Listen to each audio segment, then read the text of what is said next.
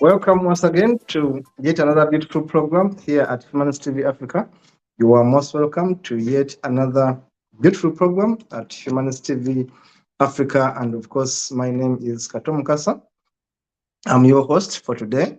And in the studio is Dennis Bongole, who is doing the management of the studio, the slides and everything you'll be seeing. He's the producer of the studio. And of course, we're encouraging you to please subscribe to our YouTube channel, which is Humanist TV Africa, and also our Facebook page, which is Humanist TV Africa. We encourage you to please follow us, like us, share us, subscribe. But also, we're encouraging you to write us at Humanist TV Africa at proton.me. Our email is humanisttvafrica@proton.me. Remember that we are a set of individuals who are doing this work as an NGO spread throughout Africa, and of course doing charity work through promoting education, learning and relearning. There are things which we want our people to learn again and relearn, but also avoiding mythology and superstitions. This channel is meant to re-educate ourselves. We learn from you as you learn from us. That's why we put our email there, because we want to learn from you as well. So educate us as we educate you. Remember, iron sharpens iron. So it's the reason we have this TV. We have so many programs which run on a daily in Ghana, in Nigeria, in Uganda, in Zimbabwe, in Zambia, in Kenya. We have these studios there, and if you have been watching our shows, you're going to be seeing shows from Kenya, you're going to be seeing shows from Zambia, Zimbabwe, and these other countries I mentioned. Now, we encourage you to please subscribe to Humanist TV Africa, because we want to be part of our journey, and we want you to be part of our journey. We still look for sponsors who can support our programs, so we can be able to break even. We can be able to handsomely pay the people who work with us. At the moment, all of us are volunteers, so we encourage you to please consider advertising with us, so we can be able to break even. We can be able to handle our daily costs. Now, today is a program we call Humanist Interviews. Today is a special program we call Humanist Interviews, where we get people who have done credible things in the world of humanism, people who have stories to share with you, people you can learn from, people you can get inspired from, people that can inspire others, people have been having an impact in society, and they can share their stories with you. Now, in the studio today is Nakimbugwe Winnie, who is the Ugandan and of course a member of HALEA, the Humanist Association for Leadership, Equity and Accountability, an NGO for humanists in Uganda. And Nakimbugwe is with us in the studio today. She's going to be sharing with us a bit of her story, a bit of it, just how did she lose her religion, who is she, what inspires her, how was it like growing up in a family where she grew up, and all those things. And of course, she also talk about a bit about humanist ceremonies in Uganda and by extension in Africa. There are slides which Bongole has designed, which will be able to look and then see what are humanist ceremonies from the perspective of Winnie, but also what is her story. So Winnie, you are welcome. Thank you, Mr. Kato. Yeah, thank you so much, Winnie. Winnie is a colleague, as I've told you. We are friends, and we have been struggling in this kind of journey. Winnie is going to tell us her story. Winnie, the viewers would like to know, who is this lady we see? Actually, we are seeing you with a collar. Are you a priest? Are you a reverend father? Because if someone sees you from afar, I believe you can see yourself. There is a collar there. I think it's just a design. Yeah, Yes, maybe you are it's a jacket. you maybe you are the humanist priest we see It's a these days. jacket. Okay, Winnie, tell us briefly, who is Winnie? How was it growing up in Uganda? And finally, what intrigued you to change and say, I want to be a humanist. I want to be a thinker on my own. I don't want to be religious anymore. What really triggered you? But before that, what is your story? Who is you? Where did you grow up from? Thank you so much, Mr. Kato. I'm Nakimbugwe Winnie, a humanist from Uganda. I grew up in a Catholic family whereby I was the only girl with 5 boys. And in fact, my family was, I would say, a strong Catholics for this case, because we had a church which was near our home, and my parents bought so many chairs in the church. So it was a staunch Catholic family. But growing up in that family, I began my secondary school in a girls' school. And from there, my parents had to, it is my auntie, as you know very much in Uganda, it is the aunties, paternal auntie, who choose marriages for their children. So she brought a decision to my parents to get for me a man to get married at a very young age. So I had to agree not to annoy my parents. So I joined the marriage, and it took only 1 month to join that marriage. So when I went in that marriage, it was really, I didn't know I had entered a tug of war, because it was a very, very bad marriage, which abusive marriage, whereby the man could beat me all the time. And since I was young, I didn't know much about that. So during that period, that's when I realized that indeed I have to leave. When time passed, I had to leave that marriage with 2 children, but they are very much spaced because of the on and off marriage. Beating you, you go, you spend there months, you come back, you go again, you spend there months, you come back. But I think it was because of the religion, because they wanted me to get married to a Catholic man, not getting married to any other religion. So that's what they did to me. And Quite my, interesting, Winnie. Go sorry? ahead, Winnie. Go ahead. Yeah, because there were discrimination in regions, they got for me a man of my religion, but it was not very easy, or the man was too violent. Until I left the marriage, I chose a teaching profession. So I'm a teacher by profession, working with young children to help in opening their journey to learning about the world. That this consists a deepest passion. Along this journey, I discovered that I'm interested in and able to work with special needs children. I discovered humanism during this journey and have combined my interest in helping children to learn with working with fellow men to explore the humanistic approach to life. Born led by rigid traditional dogmatic values and based on open human interaction. Mm. Yeah. Quite interesting, Winnie. Now, Winnie, tell me something. I'm very intrigued.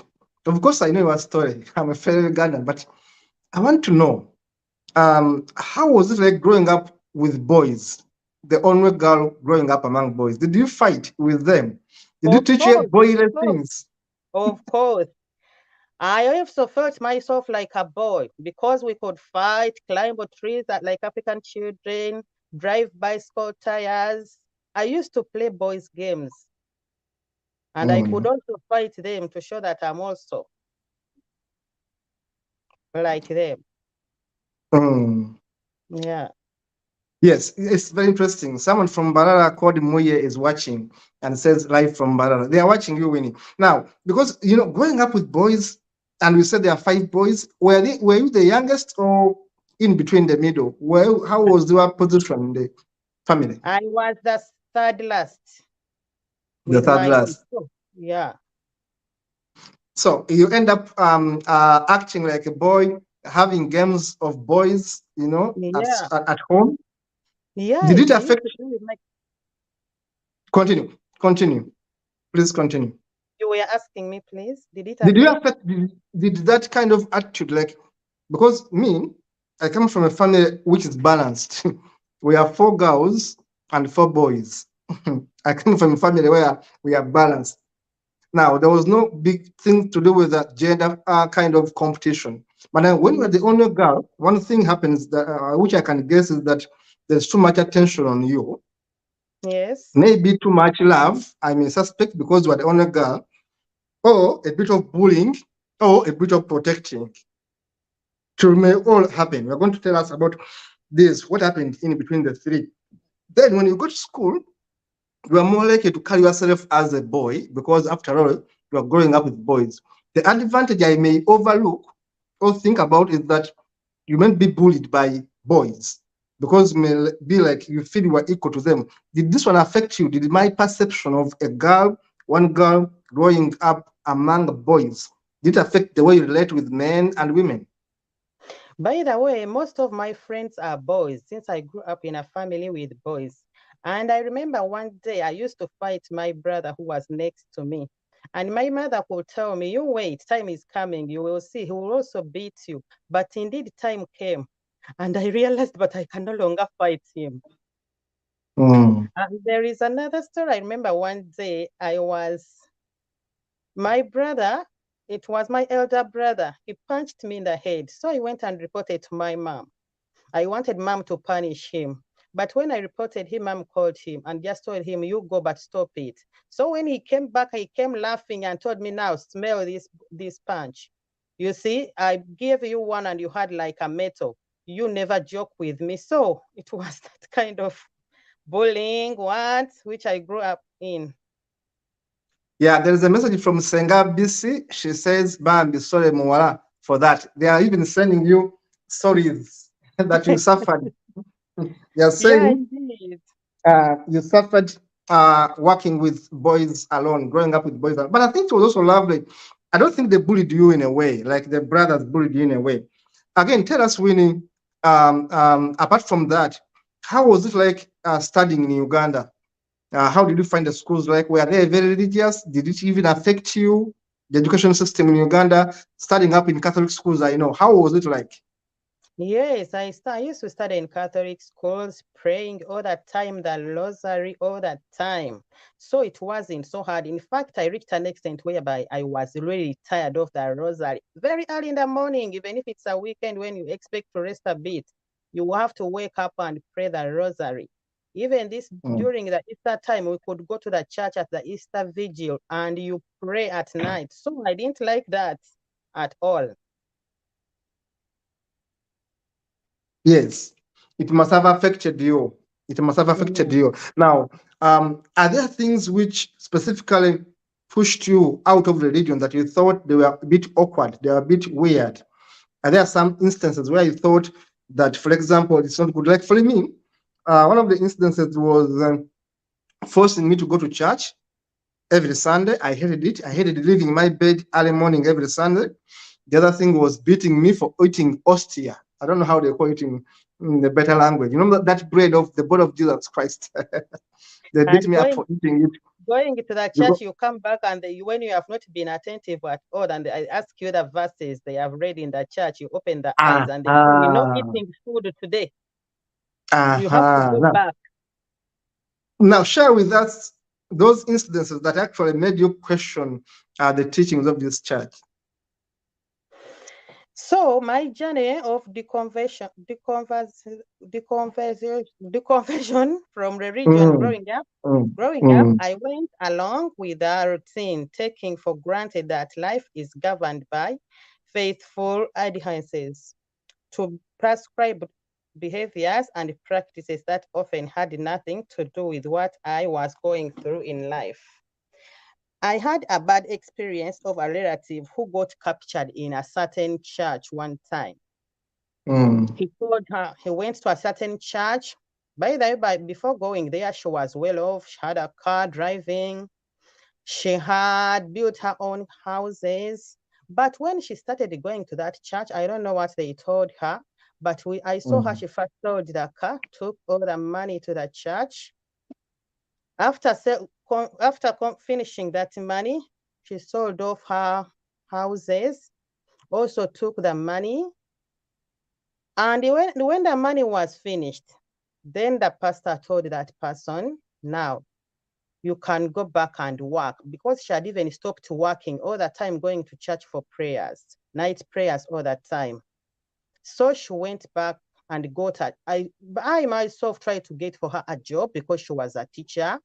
She told me, no, God has not told me to go there. She has told me to get another place. I have to get a school for a pastor. I told her it's okay. So from town, she went very far to Luwelo in a certain school. She started teaching. When she reached there, she was not paid her salary well, all the time complaining, asking you for money all the time. I said, what's this? I got for her another job. She said God has not allowed her again to leave the place. But one day she got very ill and she didn't have money to take care of herself. So she decided to go back to the village, and right now she's in the village again, doing funny things, going on streets, preaching. But when indeed she cannot even see some things which she has to think about, that she has to work, she's just in the village, seated, praying all the time, moving on streets, and whereby she cannot even care about her family, because even if they tell her at least to help them and go visit their children at school, she first goes to church. So she takes the church as the first priority instead of her family. But when she gets problems, it's her family which comes in. So I feel so bad about that thing, and I think with religion, it's over with me. Thank you so much. Now you can imagine that such kind of story where someone who had almost everything. You have a house, you have a car, you have a good job, and you abandon it to become a pastor, and then you donate that money to a church that now abandons you. Sarah Namatov is following. Sarah Namatov says, I'm following. Yeah, thank you so much for the viewers who are following us and giving us feedback. Now we can imagine, Winnie, I mean, it's a bit strange.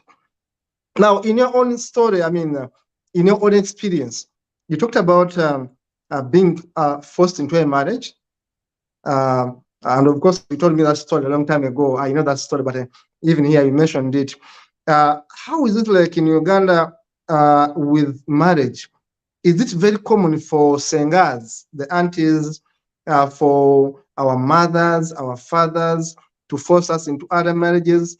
Is it because of culture, maybe, or is it because of religious influences? What determined, in your case, what determined you being forced into marrying a Catholic man you never loved anyway? What was the most determinant? In my own opinion, it was the culture and the religion both. Yeah, because they used to value the culture very much and the religion. So they had to get for me a man of their own religion. Yeah, because I remember your story, you talked about your children being very spaced. One is, I think, 20 years, another one is even less than 10, because you are on and off. You are every time on over. Every time you are leaving the marriage, go back home, then being forced back. I mean, you can imagine this kind of situation where you are forced into a marriage you have not chosen. And to make matters worse, you come from a family which is educated. Because I know your family in the first place, which is educated, which has siblings that are educated, which has parents that are aware, that are self-aware. Now, how is this education becoming useless? Because if someone went to school and someone is not poor, you don't come from a poor family, because I know it. How come that they're actually influenced still to choose for you a man? Is it a religion again? Because to me, it's not poverty.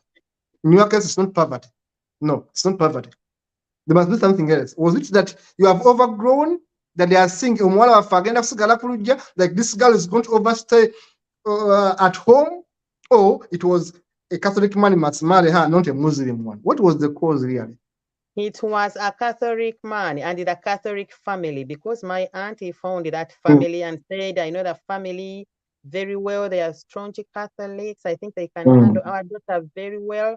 And I don't want our daughter to stay there, waste time, get people we don't love because they didn't like Muslims indeed. And they could tell you, because I remember one story of a cousin who was married to a Muslim.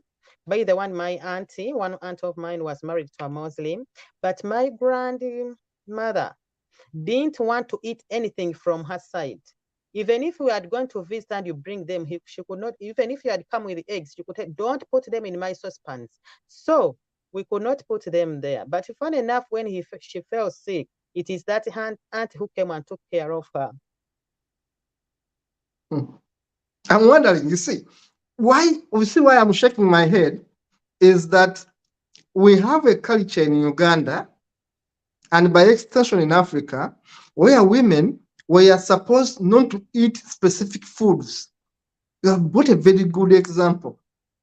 Eggs, fish, chicken. I can tell you, growing up, I knew some old women, relatives of mine, who never ate chicken, who never ate eggs, who never ate fish. Why? Because those are taboos for a traditional woman. They are supposed to be eaten by a man. Now, men were so good, I think, in those early years of antiquity that everything sweet was for men. Did you find such a culture abominable? Do you find such a culture repugnant? Did you resist such kind of thinking that men must eat certain things and women must not eat them? How did you perceive that kind of culture growing up? By the way, my real grandmother used not to eat chicken because of the culture. Women are not supposed to eat chicken. But for us, we could eat because it had changed on our side. But for her, she used not to. Yeah, eating those things. Now, going back to the girl child, you have been a teacher for a long time. In fact, I call you a veteran teacher. You have taught in top schools in Uganda. You have taught hundreds of young people because one class may have like 50. And I've been teaching for over 15 years, at least I know. Tell us your teaching experience. How have you found it as a teacher?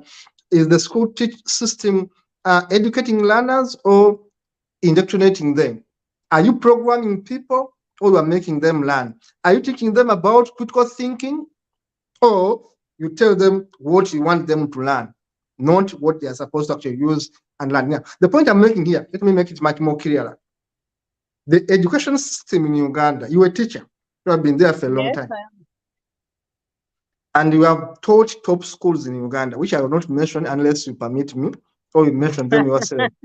But I know you have taught top schools in Uganda. Now, look at it this way. When you go to school, I was a teacher, a part-time teacher, a licensed teacher, licensed by the Ministry of Education. I was licensed for so many years to teach. Now, when you go to teach, I was a licensed teacher, for you a qualified teacher, you are following a syllabus.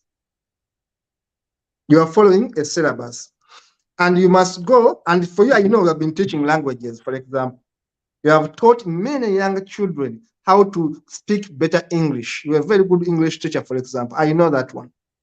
You have taught many young people to use their language skills to progress because a child is made intelligent at the infancy stage. The question is, as you teach children, is there room to make them doubt a few things? Or for you, when you go to class, you start by, let us have prayers because the school has said we must have prayers. How is it like teaching and critical thinking? Do they run together? Okay, thank you so much, Mr. Kato. It depends on the teacher who teaches the children because we have critical thinking and the teacher has to be creative. So like you to develop the critical thinking for the children, you can use stories. The children can imagine about a certain story. So in some instances, you have to introduce a lesson with a story. They imagine on what you have taught them.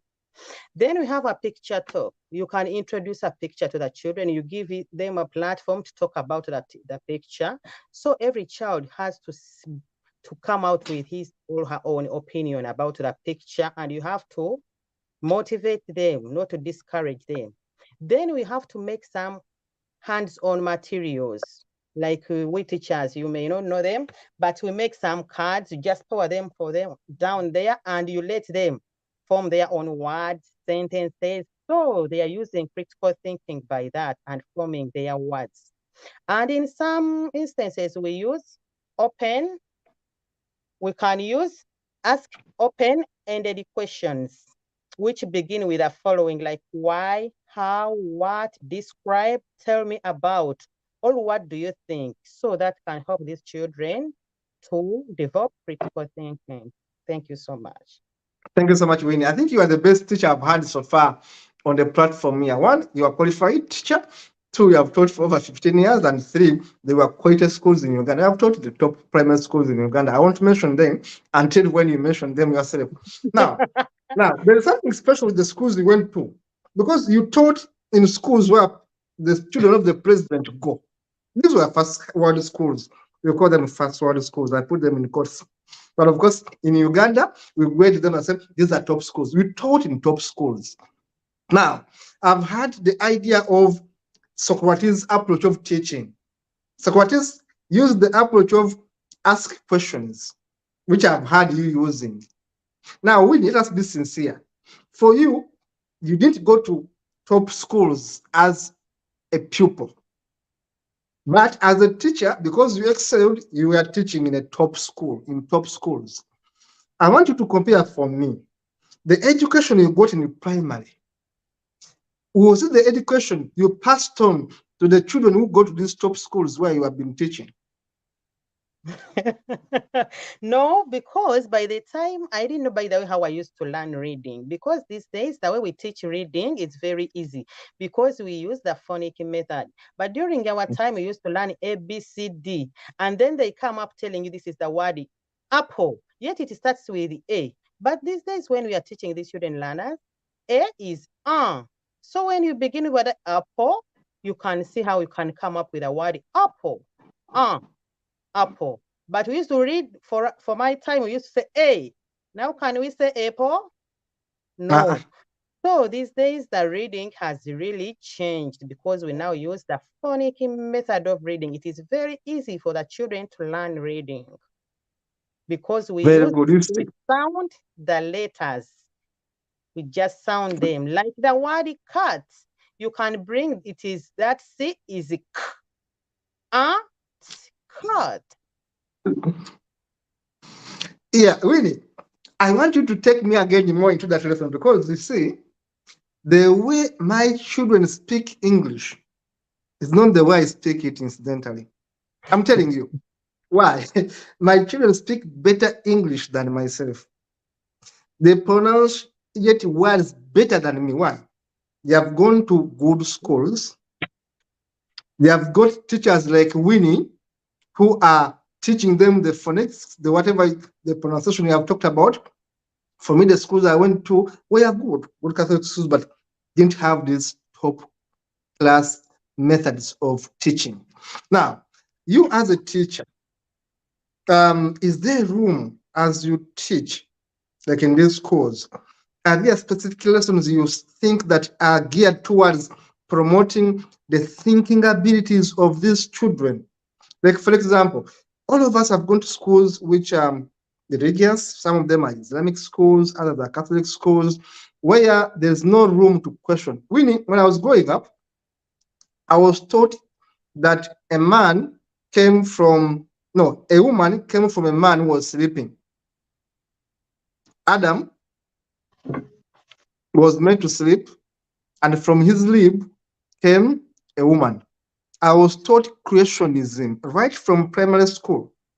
And I went to a very good school called Bishop Senyonjo Primary School. I'm happy with it. It was a Protestant school. I first went to a Catholic school called the Roman Catholic School. Which is St. John's. Then I went to Bishop Senyonjo Primary School. Then I end up into another private school, which is also a good Pentecostal school. So I went to Christian schools purely. But I was taught, Winnie, I was taught creationism. No one in my primary school taught me about evolution. I want to ask a question as a teacher. Have you ever had, in your experience of 15 years plus of teaching in good schools in Uganda, have you ever had any session where a teacher comes and talks about evolution among primary students where you teach? That there is creation, but also there is a science. Have you ever had that chance to hear that in a primary school you have taught? Yes, definitely. My exposure to science has been a big influence. As children, we were taught that religious belief of creation. However, in the process of studying biology, we encountered evolution and thinkers like Darwin. The clash between the two thinking systems is inevitable. And set one on the path that raises questions about the absoluteness of the religious tenets, such as creationism. A lot of the religious beliefs don't serve as infiltrations. Science is therefore a great contributor in this journey. Yes. Now, I know you have been writing something to do with education, and you had promised me to share some of your excerpts from your writing. Of course, you're sharing them right now. But what I wanted to understand clearly, me who went to not top schools in the primary, I went to very average schools, I should confess. I went to average schools. I never went to top schools in primary. Now, for you, I've been teaching top schools in primary. Are there incidences, leave alone what you have been writing? I know you have written your own book, you're doing your own research on education, which you are sharing with us. Now, leave alone that. In your own environment where you have taught, was there any chance where you can stand, you as Winnie, and say, students, today I want you to also know that whereas the Bible says A, science says B. Was there that chance in your school to say that? By the way, in my school, we have been studying science, but sometimes we are not strict on that, but we have been bringing it in this way to develop science in them. Like when we are teaching the living and unliving things, you can take them out. You tell them, can you pick anything you want from outside environment? So some can pick leaves, some can pick stones, things, what? Then you come in the class. Then you start differentiating the living and the non-living things. You come in slowly until you reach that extent of creationism. Okay, that's quite interesting. But I think because you are a privileged teacher, Winnie, I always tell you that we are a privileged teacher because we have taught in better schools. Now, that's the advantage. I don't want people watching us think that actually what Winnie is talking about is universal in Uganda. It's only a few schools. That's why, Winnie, your model of teaching, we want it to go to other schools. Because your school has foreigners. I know you had Asians, you had Europeans, not so. Yes, very many of them. In your school. Me, I never studied with the Caucasian. I never studied with an Asian in my school because all of us were Ugandan Black Africans. For you have been teaching Caucasians, you have been teaching Asians. So your school is international, Winnie. Having said that, we move on now. Are there advantages you have realized ever since you abandoned religion and say, I used to think that way, today I think this way? Are there things which you think have made you be a better person today, being a humanist? Are there some biases you have forgotten that yesterday we had them, but ever since you realized the humanism is the way to go, you no longer have them? Let me give you an example of my own way. Me, when I was growing up, I used to think that everyone must get married. Okay? Because this is what I saw. I used to think that everyone must get married. And marriage men, man and woman.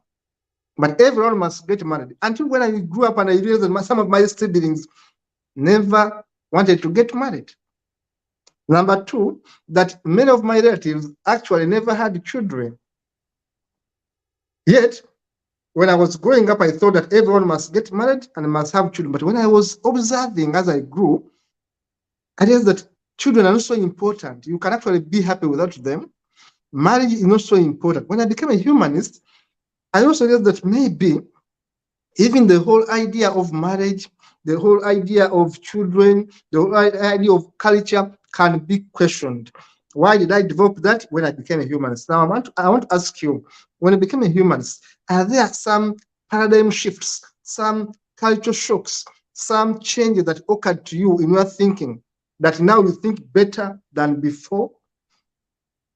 Yes, because by the way, I have a story. One time I was teaching somewhere in a school, but I not showed them whether I'm a humanist or not.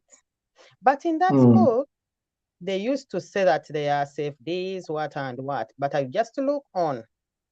And in that school, I was one of the heads. So there was a lady who used to always to come, say, let's pray today, let's pray. But one day I told her, I will not be praying with you, please. For me, I pray from my home. She insisted on praying, behaving like someone who was really very good. But unfortunately, she's the same person who used to pray all the time, who made me leave the school. Because of the things he did, I felt I was really tired and I had to leave my job and go to another school. So with that thing, I didn't really feel good because the way she was pretending, praying all that time. And there are some things which I can't do myself. Yet I don't always go there showing off, pray, doing what. So I really felt very, very bad with that lady. Yeah. So you realize that actually some people can be religious but hypocrites. That's the point we're making. Yeah. That not everyone who does me, Winnie, I grew up in a Catholic family. My Christian name is Paul. I strictly grew up in a Catholic family. And I was very comfortable doing this until I became 12. Because my mother wanted me to be a priest. Then I said, becoming a priest means I will not marry, I'll miss having fun with women. I'm just honest with you. Yeah. So I said, no, there's no way I can be a priest because I'll be dishonest to myself. I want to be with girls. How do I say I will spend the entire life not actually mingling with women the way a man must mingle with a woman? So I said, to hell with this kind of thinking that denies me my manhood. No, I said no. Now that is me. Now, you growing up as a Catholic, are there strange things you saw in the Catholic religion that actually shocked you, that you thought they are not fair, that you must be challenged? Like I've told you, I thought that it was not fair for a father not to have intimacy. Because I realized that actually relevant fathers, I speak this on camera, are having sex with our girls. I also realized that actually some of the reverends, the priests, the Catholic priests, were having sex with boys, including the altar boys. You know, altar in our vernacular. I was in a school which is strongly Catholic, and I observed these things that some of the priests were not as holy as they were. They were actually having sex with some of the girls. That actually they were sisters, nuns, we call them nuns. You know our area, Masaka. Nuns who were sneaking out of the conventry to go and have sex with priests and other men. So the point is, there was a lot of hypocrisy, I was saying, in the Catholic Church. Did you also see some bit of hypocrisy in the Catholic Church growing up? Yes, growing up, I saw a lot of it, but some experience. I don't know how I can say this because of a priest, which I know who is a family member whom I'm disappointed in right now. Because for him, he doesn't even leave the family members, our little children. He wants to go with them. So I don't like it. And I really feel very bad. Though I've not taken time to talk to him, but I know whatever is going on with the children, even the family members, he doesn't leave them, Can you which is imagine? really very bad. Even having sex with family members. Yes. Yet, on Sunday, he's going to be in a gown. I call them dresses, cassocks. Um, Winnie, have I ever told that a priest took my girlfriend? No. But I think I told you actually. I by think the I way, told you. let me tell you one time, by the way, I was still young. Hmm? In Hmm, fact, I was in my primary 7. Since I was in a school, a Catholic school again. hmm. So I didn't know much about that. In fact, I completed my primary when I was 11. But one day there used to be a brother who could call me all the time in his room, all the time, all the time. But when I realized what was going on, in fact, I stopped going there, and I waited to tell my mom since she was also a teacher in the same school.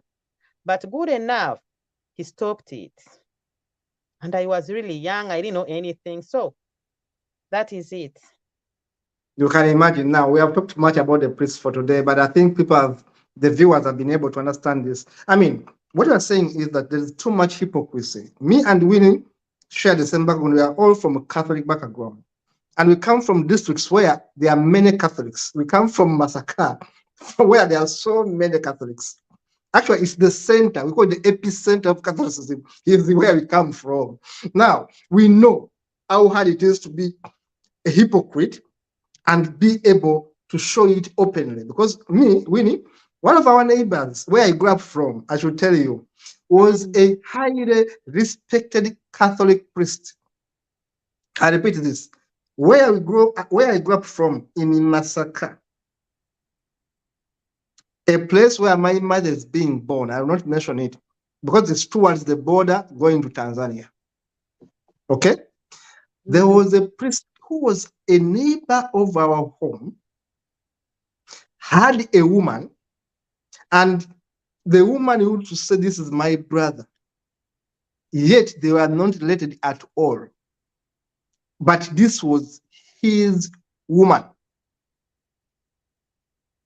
I don't want to speak the name because these are many years ago, but I grew up knowing that this priest is not honest. He's having a wife he calls a sister, and is having children calling him uncle. You see? So in brief, we are sharing these things for people to know why some of us are aggressive atheists. That the things we saw growing up, the hypocrisy. Winnie, I know priests who were sodomizing boys. I was a head prefect in a very big school. I will not mention here. A very big, powerful Catholic school, one of the best schools in Uganda when I was in my secondary. One of the best 10 when I was in my secondary. I was one of the best schools in Uganda, the best 10 in my secondary time. And today it's actually doing better than even my time. But the school is a Catholic school. It's run by priests. Some of those priests basically were having sex with boys. Winnie, you know me, I support homosexuality. Yeah. Okay? Yes. But I want it to be concerted. Number two, I want it to be between adults. But for me to realize that priests were having sex with boys of the school, I was a head prefect. Boys as young as 15 years. And these prefects want to force me to become an altar boy. I refused it. They know themselves, they may be watching me. You're sodomizing boys, at the same time using women. Priests, Catholic priests. So Winnie, it is this kind of hypocrisy. Me, a person who grew up in a Catholic family, that I said, look, these people are telling a lie. They are not as honest as they look. If they can use our fellow students, if they can sleep with their nuns, they call them sisters. If they want sex, why don't they be allowed to have sex? Why do they pretend that they are celibates, as Paul told them to be, as Christ, I think, told them to be? Why do they tell us not to take wine and drink water when they actually drink wine and not water? So those are the experiences when I'm sharing with you. Of course, it's your interview, you have been sharing yours, but I wanted to warm you up because you and me come from the same background. We know these things. So I wanted you to give us this kind of growing up. We come from the same region. We went from the same schools almost. I mean, these are the kind of challenges. Like you went to schools that are purely Catholic. Well, there are some of these instances which I have observed personally, that I also observed in schools, like priests using students, and how was actually homosexuality perceived when you were growing up? Let us talk about homosexuality, for example. How was it perceived in your own way? Was it welcomed? Was it shunned? Were there punishments? Were there kind of exclusions? How was it like in your environment? By the way, when I was growing up, I think it was there during even my secondary school, but people would hide it, could not come out and freely and say they are homosexuals. But they used to do it. Girls used to do it with fellow girls, you know, in those decades in the boarding school where they put bed sheets and they cover, then they enter inside there and they do their own things. But one could not come out freely and say that I'm a homosexual, but they used to do it. Yes, I agree with you. Winnie, homosexuality has been part of us because I've told you that I used to see people doing it. I used to know boys being sodomized. And I've been saying, Winnie, on record that me, I have no problem with homosexuals, but I have a problem with pedophiles. Okay? Yes. Big men sodomizing boys. I have a problem there. Me, once sex is for adults, once sex is consented, Winnie, I don't care which kind of sex we have. But my problem has always been, why do these priests lie not to want sex when actually they're having it? That was my problem, Winnie. Now, Winnie, going forward as we conclude, the anti-homosexuality law in Uganda, how do you talk about it as someone who has been working with communities, with an organization, and I made this kind of law? What's your opinion about it? Well, my opinion is that homosexuals should not be judged. Yes, how about the law? The law which says you must be killed, 20 years in imprisonment, an NGO like ours now, they call it promoting homosexuality. My NGO has been tagged as a promoter of homosexuality. The year is 20 years in imprisonment. What is your take on that? About the law and how it affects NGOs, how it affects gay people? What's your take? What's your opinion on that? Now, my opinion is that now it is very difficult to come out in Uganda and freely and you say that you are a homosexual, which can lead to life imprisonment or death. And sometimes you know very much Uganda. By the time the police comes, people have already done what? Done it themselves. So I don't agree with that law and I don't like that law because people have to live the way they like. Exactly. We are going to conclude now. It has been a very good interview. We're going to conclude now. I'm happy we have this time to have these kind of words come out and you have been able to share with us. Thank you so much. It was a very good interview. We have only 12 minutes. I want you to use the next 5 minutes to talk about anything you think you have forgotten. Anything you think you have forgotten.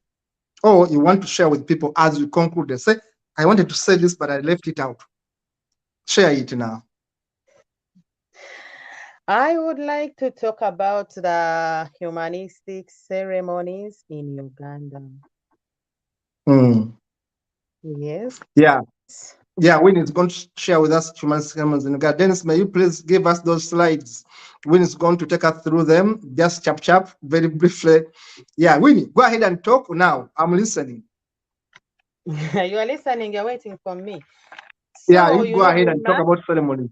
Now, Ugandan society tends to be oriented towards the European and Arabic religions, like the Christians and the Muslims, to the extreme levels, whereby every sort of celebration is presided over by religious personnel. And most of them take places either in churches or mosques. As the case may be, own religious values are emphasized. The religious leaders dominate the ceremonies and preside over whatever has to be done.